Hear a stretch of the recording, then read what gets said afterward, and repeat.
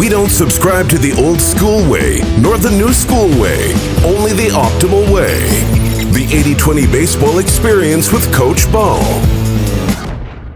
Welcome, everybody. This is Coach Bo with 80-20 Baseball. Hey, go back if you haven't already. Go back and listen to episode 28. We talk about Coach Ed Sheff. He's a Hall of Fame coach and a lesser-known coach outside of the baseball world, or for those kind of fringe baseball people. Those coaches and people that have been around the game a long time and really study it, they know Ed Sheff and they know how, amazing his career was. Go back and listen to that. We talk a little bit about what, obviously there's a lot to every coach and there's a lot to every program, but we do talk a little bit about what I believe made Coach Sheff so amazing and what I think we can learn from him. That was part 1 of episode 28. In part 2, we talked about how we should coach players and pitchers and hitters and fielders and outfielders and infielders and base runners. We need to coach them with the full understanding and acceptance of their current movement abilities, their current physical abilities, and their restraints, their restrictions, their constraints. This will help us adapt and coach according to what they can do right now. But we're not going to get complacent. We're not going to be like, oh, well, it is what it is. We are definitely going to have something going on the side, whether it's with you or with another strength and conditioning coach or somebody who does mobility or some kind of fitness program that can be put together on the side that gets the players, that gets your players to the level of quality movement that you want to get them to and that they want to get to. So, episode 28, part 2, we talk about how to make the most of the players' movements right now with the acceptance that they can and can't do certain things physically, especially when they're younger or maybe a growth spurt or they get tight when they get older. And then we also want to have a program on the side simultaneously or before we even start the season to kind of get that quality movement better. And then in part 3, we talked about playing first base defensively. We talked about the pre-pitch routines of first basemen. Go back and listen to that because in this episode, we're going to talk about one of the biggest, if not the biggest, difference maker when it comes to playing first base or coaching first basemen from a defensive perspective. And what we're going to talk today about in this episode is something that will greatly improve your first basemen and how they play and how many throws they catch and how well they do around the bag. And interestingly enough, it's something that is very undercoached. Well, first basemen are typically undercoached, or generally they're undercoached in the baseball community, even at some of the higher levels. So we'll get into that. But before we get to that, let's get to part 1 of today's episode 29. In part 1, I have a recommendation for everybody. This is my number 1 recommended book. This is my number 1 recommended book, not just for coaches, but for people in general. This is my number 1 recommendation right here. The title of the book is The Power of Now by Eckhart Tolle. The Power of Now by Eckhart Tolle. I believe Eckhart Tolle has the most understandable, modernized message as he conveys the enormity of the benefits that come from being conscious in that constant flow of being in the present moment. And there's a lot of this wrapped into the baseball mental game. And if you read a lot of mental game books from baseball and you study the mental game of baseball, and if you don't, just trust me on this, being in the moment, pitch to pitch, so what, next pitch, let's be present. That is a huge underlying message of all the great mental game coaches in baseball. I think it's important that we take this message and use it in all of our lives, because then when we get out to the field as coaches or when players get out to the field, it's not something they have to turn on. It's a mindset that they're trying to be in the moment. They're trying to be present at all times with the occasional planning ahead, with the occasional looking ahead to plan out some things, and the occasional deconstruction, kind of looking back and getting some feedback on past decisions. Generally, or what Eckhart Tolle's message is in The Power of Now, which I believe is the number 1 most influential contemporary book that you can read, is that we should spend 99% of our time in the moment, even in today's world where that's very difficult. I've been studying Zen specifically, and then I found Eckhart Tolle and read The Power of Now later, about 10 years ago. But I started studying Zen and consciousness, being in the moment, enlightenment, that kind of not such a religious thing, but just the mentality of being in the moment, being present. I started studying that almost 20 years ago. I was a big Phil Jackson fan, and Phil Jackson's nickname is the Zen Master. So I started getting into that, and I was digging into that and reading all of Phil Jackson's books. And I came across, eventually years later, The Power of Now. And I said, oh, this is the game changer. This is the domino. This is the first domino in all of the mental game and all of the mentality of life. This is the first domino. You flick the first one over and all the others fall with that. It kind of reminds me of The One Thing by Gary Keller. It's a really well-known book, The One Thing. When I see the book, or when I see it on Amazon as a recommendation when I'm looking at other books, every time I see the book, The One Thing, I think of presence, consciousness, being in the moment. Eckhart Tolle's message, The Power of Now. That is the one thing. I truly believe that will change and help and impact 99% of everything else in your life. It is like kind of the one thing. And so if you've ever read Gary Keller's book, what is the one thing you can do that'll take care of all the other things? What's the big thing you can do that's going to take care of all the other things? Now, he doesn't hit on that necessarily in the book as much. It's not really about consciousness and being in the moment. But Eckhart Tolle's The Power of Now, and all the videos Eckhart Tolle has out there. So there's guys like Ryan Holiday who are kind of well known, and he's like a younger guy, and he's putting out some great stuff. He wrote The Ego is the Enemy and Stillness is the Key, and he wrote Obstacle is the Way. Those are all really good books. In fact, I've read all those books because I love this topic. I just think you just can never get enough of it, because you're just rewiring so many things that we learned and wrong, and so many, really trying to just quiet the mind down and be focused and to really see everything clearly and things like that. So I'm always trying to read a little bit more. If anything, it's just to keep the programming going and to keep the rewiring going of my mind. And so Ryan Holiday has a lot of good stuff. I really think that those contemporaries, that him and some of these other authors that are writing this stuff now, well, really it's just repeating what Eckhart Tolle wrote. And then Eckhart Tolle is really repeating a lot of was already kind of out there, for 1,000 years, 500 years ago. These authors have written about and people have talked about for years and years. It just happens to be, in our time era. But I believe Eckhart Tolle in our time era understands, has the best breadth and depth and the understanding of being in the moment, of presence. And if you read the book, I recommend you read it more than once, because he starts using terminology that you got to get a little familiar with. Talks about the pain body. But I do also recommend you just watch videos, listen to some podcasts, audiobook it. His voice is a little bit odd. It's a little different, but I'll tell you what, he is just so articulate with his points and so well spoken. And I think his depth and understanding of being conscious, being present, being in the moment is at another level that even some of these awesome writers, these younger people that are taking over that topic and that subject aren't anywhere near quite yet.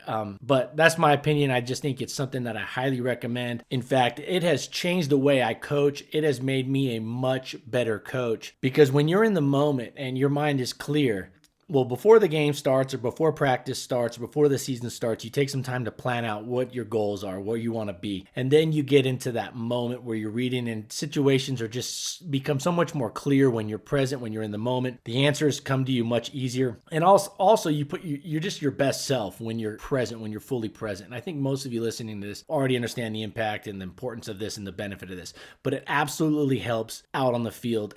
I'll tell you what, I was coaching in a championship game, a Southern California championship game about 4 years ago. And I just remember just being at such ease and peace with the game. And we were playing a heck of a ball club, a top 25 in the country team. I want to say they finished a top 20 or top 15 in the country team. A heck of a team coached by one of my good friends. These guys were stacked with really big players, talented players, and they were absolutely well coached. And so there was a lot of things I could have been thinking about. But you know what? I stayed in the moment. I stayed present. We lost 2-1. It was a close game. But the whole game, I just felt like at peace. And there wasn't anything that the game didn't speed up. It didn't slow down. It was just very easy to stay in the moment. And it was really one of those pinnacle moments for me as a coach where I just realized, hey, being in the moment, being present makes you the best coach, makes you the best person. So go read Eckhart Tolle's Power of Now. It's my number one rated book, number one recommended book of self-development and getting ourselves better. Now, if you want a book that is amazing story, this is not going to be your book. I would actually kind of steer you towards like Unbroken by Laura Hillenbrand. That story, like that's one you don't want to put down. The Eckhart Tolle one is read a chapter, listen to it again, read it. I like listening to audiobooks, but reading them's good too. Read a chapter, listen to a chapter, and read it again, and just digest it and apply it into your life. Or if you want a book that's just an awesome story, this isn't necessarily going to be your cup of tea. That's going to be like a book like Unbroken. But as far as my number one game-changing book, The Power of Now, Eckhart Tolle.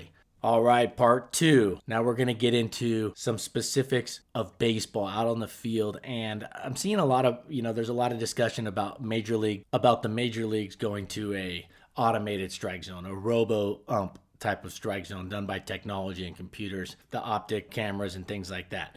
Okay, so pitch framing and the value of pitch framing moving forward. Here's my thoughts on this. If the major leagues go to the robo-ump, if they go to the automated strike zone, then coaches, in my opinion, the coaches of amateur players should start to consider, and I'll show you and I'll talk to you in a second about why I think they should already be considering allocating and moving some of that time that you spend on framing training, take some of that framing training time and start allocating it to other things such as blocking, throwing the bases, working the hitter and calling a better game. As far as calling a game, I know a lot of coaches call a game, but the catchers have the best view of the game. They have a better view than the coaches from the dugout. And so they can see things, they can kind of sense things. They should have a better feel. So it doesn't hurt to even have them, even if they're not actually calling every pitch, it doesn't hurt to have catchers paying attention to how to work the hitters, what the hitter's doing. Are they getting on the plate? Are they off the plate? Are they up and they back? Or what are they doing? What's their mannerisms? What are they seeing from right next to them? And then they can communicate that back with the coach, so they may not be actually calling the game. But my point is, take some of their attention away from framing pitches and put it towards things like blocking and throwing and working the hitters, because that stuff will not go away with automation, with technology. And I know some of you right now are thinking, well, the major leagues are going to do that, but my high school league is not going to do that if at all in our lifetime. And the youth leagues aren't going to be doing that anytime soon, right? So my point to that is, well, if you want to coach it for the younger players, you can do that. But I think if it's something that, every player that especially once you get to high school and definitely in college, you're looking to take your game professionally. You're trying to get drafted. You're trying to play professionally. It doesn't happen for most players. I understand the percentages. But if pitch framing at the professional level is no longer important and you can't steal strikes because the technology is going to see right through, it doesn't matter where your glove is and what your glove does, all it cares is where the ball passed through the zone, then it's going to make pitch framing obsolete. The skill of pitch framing obsolete. Obviously, catchers are going to need to catch the ball, and there's going to be, receiving is still going to be important, especially when it comes to receiving with runners on and holding the running game and things like that. Definitely blocking, that's always going to be big. But when it comes to like stealing a strike, that's going to go by the wayside at the professional level. And then if I was a college coach or if I was a high school coach, I would actually start to look at this and go, okay, well, do I have a catcher that's looking to go on, that's looking to go to the college level or get drafted? Then maybe I start allocating a little bit more time away from the framing training. And I know it hasn't gone into effect yet, but that's something that they're going to do. Oh, one thing that's super interesting too is that umpires have miraculously gotten so much better at calling strikes and balls. They're not getting fooled by the catchers. The zones aren't these crazy zones that they had in the 80s and even in the 90s when you watch Greg Maddux pitch. Greg Maddux was an awesome pitcher, but he was throwing pitches 8 inches off the plate that were getting called strikes. And they're just not doing that in 2019. They weren't, and I don't think moving forward, as we get here, who knows when 2020 season is going to start, if it's going to start, or 2021, but umpires have shown statistically that they're a lot more accurate now. So catchers can't even steal strikes. In 2019, when I looked at the number, if you go to Bloomberg's Business, I know it's interesting, Bloomberg Business, but they have an umpire auditor thing, and they audit the umpires, basically how many calls they get right, how many calls they get wrong. And it's an amazing, I look back since 2012, they kept data. And in 2012, 2013, 2014, 2015, like 0 umpires were 90% or better, like 90% accurate or better. Maybe like one in 2014, one umpire was like 90% accurate or better. In 2016, you see a jump. You see, I think it goes to like 2 in 2017, or was it 2018? I think 2018, it jumps to 8. And in 2019, it jumps to 84 umpires that have a 90% accuracy rate or better. That's incredible. So what that tells you is that framing is not stealing strikes like it used to. Umpires are, and there's a lot of reasons why I think that happened, but I'm not going to get into that right now. All right. The message is the value of pitch framing moving forward is going to shift, whether there's robo-umps or not, and here's one of the reasons I think that either way, even if they don't go to the robo-umps, I think umpires are more accurate because they have this vertical rectangle on the screen of every game live, and everybody can see whether they messed up or not. They can see where the ball crosses. The technology, even though it's not to the automated strike zone yet, everybody and their mother and grandmother can see whether the umpire got the call right or wrong. And for whatever reason, there's probably some other things they're doing. Definitely, they've gotten a heck of a lot better at calling balls and strikes based off of where it crosses the zone, not what the catcher does or doesn't do with his glove and tries to fool him. So with that said, if you're coaching youth baseball, Yeah, definitely could use some, working on receiving and stuff. I wouldn't really spend a lot of time on framing with 6U, 7U, 8U, 9U. Although those umpires definitely are going to be, definitely can steal some strikes because obviously there's no technology and those umpires know that nobody's watching live on ESPN or MLB.com with a vertical rectangle that's showing them if they messed up or not. I do think that there's a purpose to practicing the things that are most important. And I think stealing a strike here is not as important at the youth levels as blocking pitches, as holding the running game, as calling the pitch, setting up, things like that. So while I think it would be definitely better suited to be taught at the lower levels as we move forward with this technology, there are so many things at the lower levels that could be improved and make such a bigger difference when it comes to preventing runs for the other team that I think that you got to be careful how you allocate your time and how much time you spend on that framing training. So with that said, one of the main, and I kind of believe artificially contrived complaints I hear from coaches about baseball going to a tech officiated strike zone is that it will take away from the value of pitch framing. And it's a skill that catchers have worked for a long time and worked hard to improve. And then I would ask those same coaches this. So we're taking away the catcher getting, credit for stealing a strike, or we're taking away a little bit of the value of a skill for catchers stealing a strike. How about the pitchers that start getting credit every time they actually throw a strike and that it's called a strike? It's unfair that hitters get strikes called on them when they're not strikes, and it's not fair to the pitcher when they throw a strike and it's not called a strike just because it got stolen or, manipulated and this optical illusion by the catcher's glove, or for whatever reason the umpire gets, fooled into calling it. Who knows? Sometimes I think it's the frame job. Sometimes I think it's just they thought it was a strike. It's hard to be an umpire. Those pitches are moving fast. That plate is 17 inches. It's not like this massive, and the baseball's small. It's moving quick. I mean, let's give umpires a little bit of the benefit of the doubt, all right, when it comes to that. I do think that if you say, well, it's going to take away this skill, you know what? Take that time and make catchers better at other things. And at the end of the day, yeah, you're going to take away the value of one skill from a catcher, but you're going to now reward pitchers fairly for the strikes they are working hard to throw. And also when a hitter is working on his approach, now that hitter is going to be accurately rewarded for taking a pitch outside of the zone because he's worked hard on his approach, his plan at the plate, and he's not swinging at this. And then the umpire calls it a strike even though it's outside the zone. So it's a trade-off. Okay, so I think it's important to keep pitchers and hitters and what's fair to them and what's they work hard on. Also, when we sit there and go, well, I don't want to have this, the strike zone. It's going to take away the framing stuff. Yeah, well, it's also if you don't have a strike zone that's consistent, then you're also probably taking away some of the skill that hitters work on when it comes to the approach at the plate, and definitely on accuracy when pitchers are working really hard using bullets out of their arm to perfect and get better with their accuracy. In any case, moving forward, catching coaches, especially at the more advanced levels, look to distribute some of or most of the time that you currently spend on pitch framing to training up skills such as blocking, holding down the running game, throwing down to the bases, back picking, developing strategies for calling a more effective game, getting off the plate, working throws from the outfielder and tags, and getting out of this crouch and for bunts and maybe a ball that bounces away, working on your feeds to the pitcher, covering home plate. Those are things that technology can never take away. And those are things that are going to continue to affect the game and the outcome of the game and make catchers look good and really have them stand out. So there's a lot of things to keep working on. And at the end of the day, you'll definitely find things to fill up all that quality catching training that you want to do.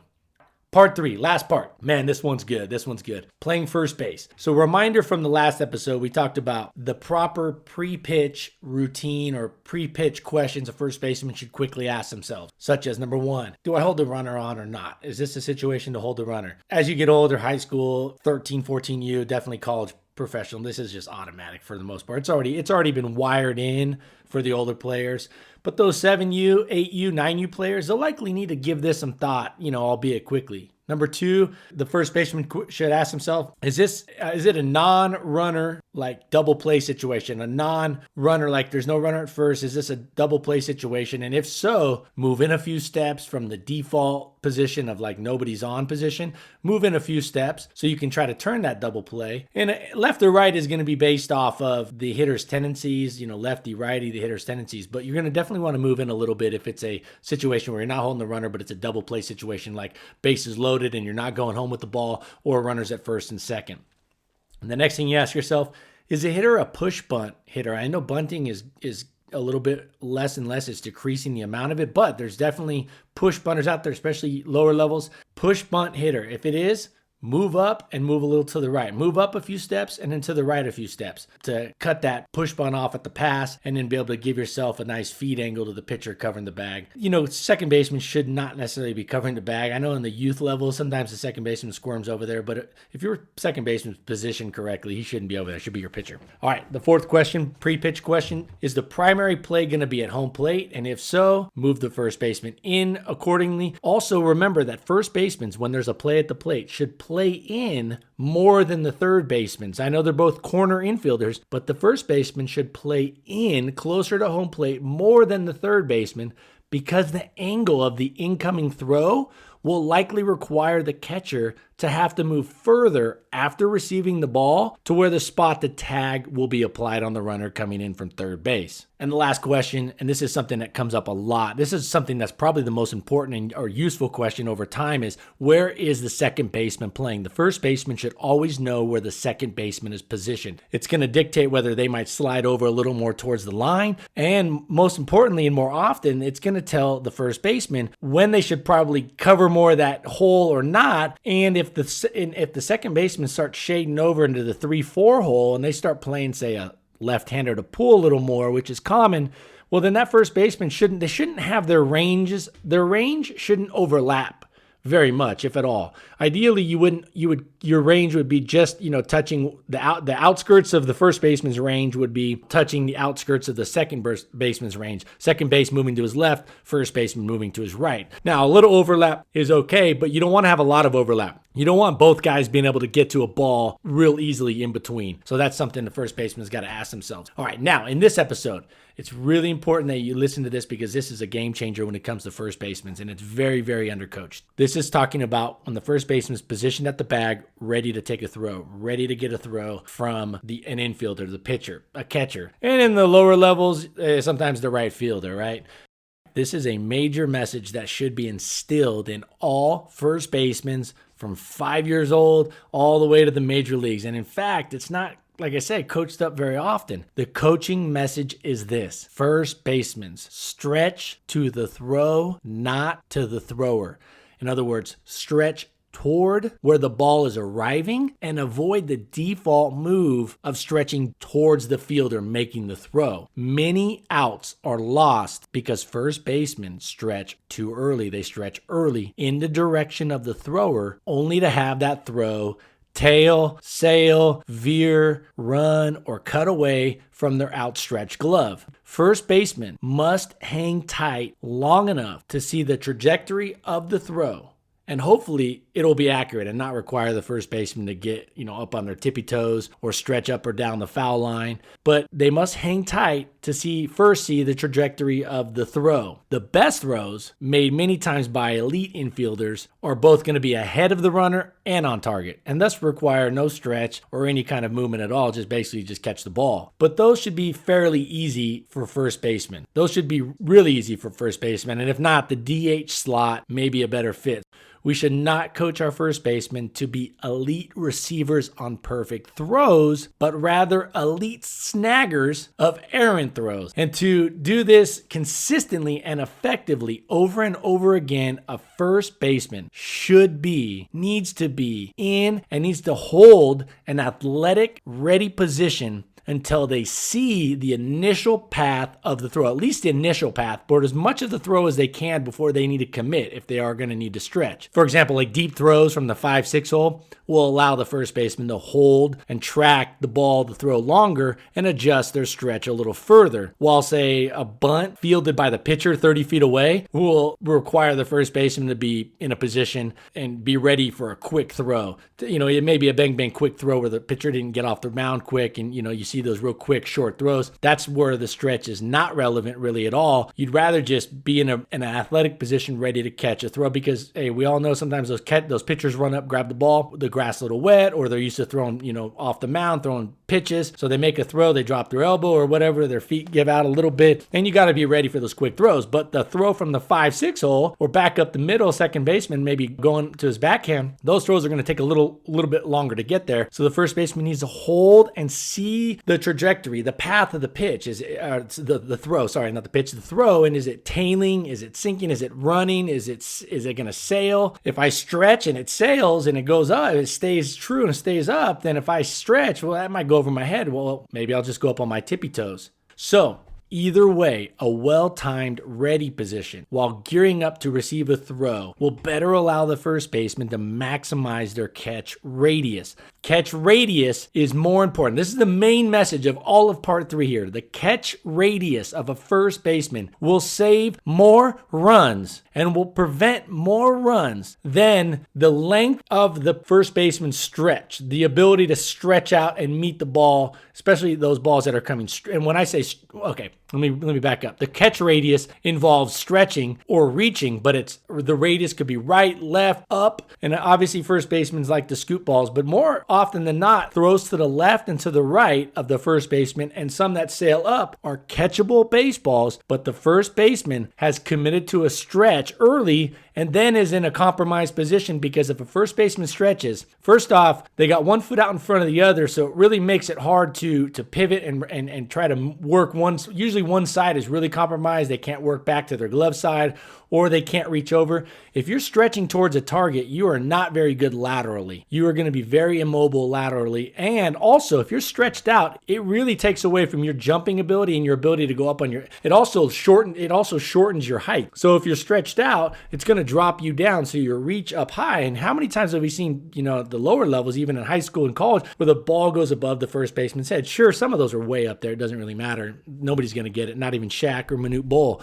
Do not have your first baseman stretch until they see the throw. They will save more runs with a wide radius than they will that long stretch out towards the thrower, towards the fielder. This is something that I think is super important in what you're going to do when you get out there and work with first basemen. A lot of them are going to be conditioned to get ready to stretch. They're worried about stretch. They're worried about stretching out towards the thrower. Have them be patient as they can be. Sometimes it's going to be quick. Have them see the throw and then stretch to where the throw is going to end up. And hopefully your infielders throw it across a diamond and hit the first baseman in the chest. But we all know that's not happening every time. And in some cases, not happening very often. Your first baseman needs to think catch before stretch. Catch before stretch. Now, what I mean, sure, they might stretch left, right, and up, but they're not thinking the traditional stretch out and do the splits and stretch out and try to catch the ball faster. But let's just catch the ball in general. That's going to save more runs than that extra split second that you got the ball to your glove. That's going to save more runs by catching the ball up that you might have missed before to up the line, down the line. You're going to save more runs as a first baseman doing that than you are by getting out 6 inches further with your stretch or a foot further with your stretch. All right, because there's just not that many bang plays that come down to 6 inches in a game. They happen definitely, but there's not as many of those as there are throws that get to the left or get away from a first baseman that they probably could have reached had they been in a good athletic position.